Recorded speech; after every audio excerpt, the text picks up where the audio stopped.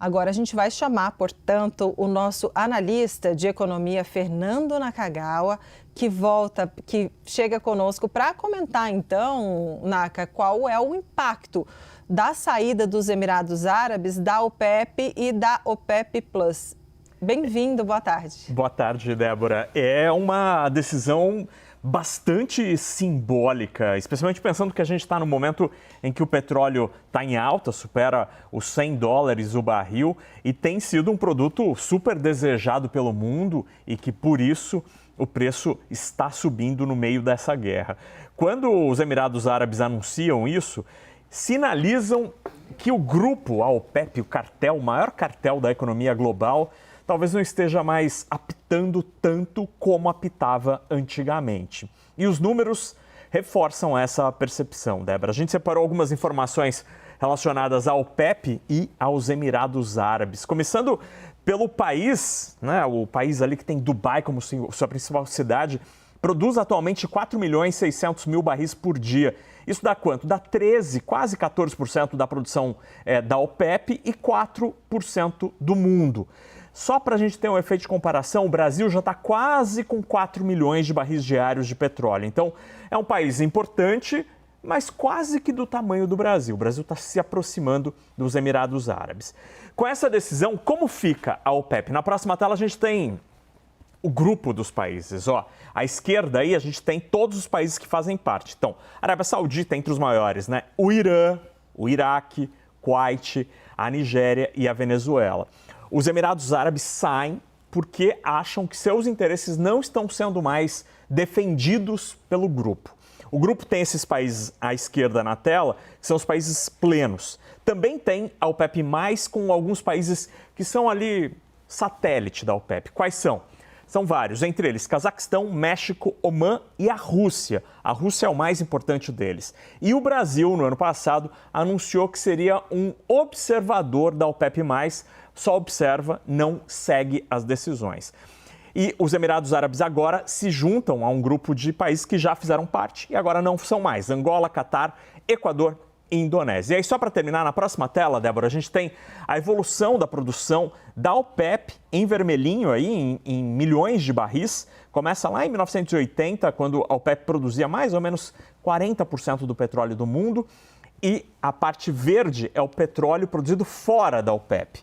Então, a gente observa que a linha verde, o grupo verde, tem crescido mais. Atualmente, 30%, 32% do petróleo do mundo vem da OPEP e o restante não OPEP. É o grupo que tem mais crescido, por exemplo, Estados Unidos, Brasil, a Guiana, são países ou frentes de exploração do petróleo onde a produção tem crescido mais e, por isso, a OPEP tem perdido um pouco da sua força e agora com essa decisão perde ainda mais a força.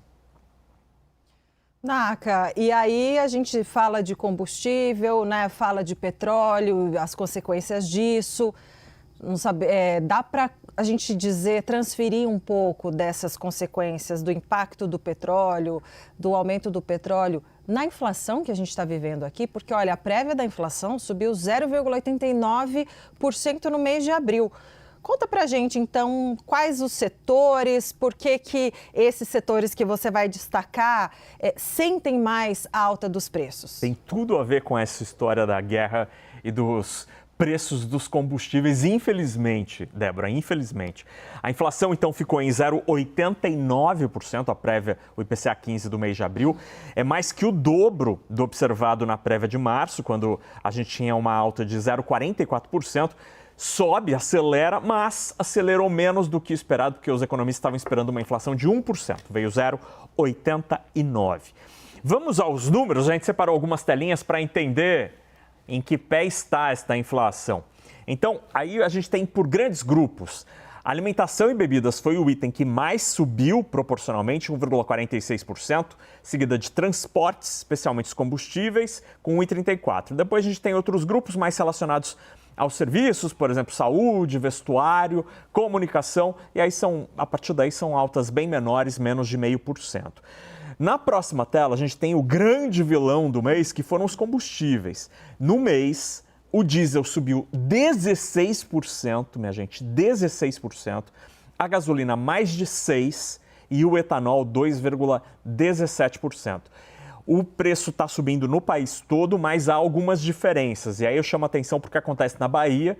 Os preços em Salvador, na região metropolitana de Salvador, têm subido mais no que diz respeito aos combustíveis, porque lá está a grande refinaria privada do Brasil e que tem subido os preços de maneira mais célere do que a Petrobras. Sobre a Petrobras, Magda Chambriard, presidente da Petrobras, disse hoje em um evento que os preços da Petrobras devem subir em breve.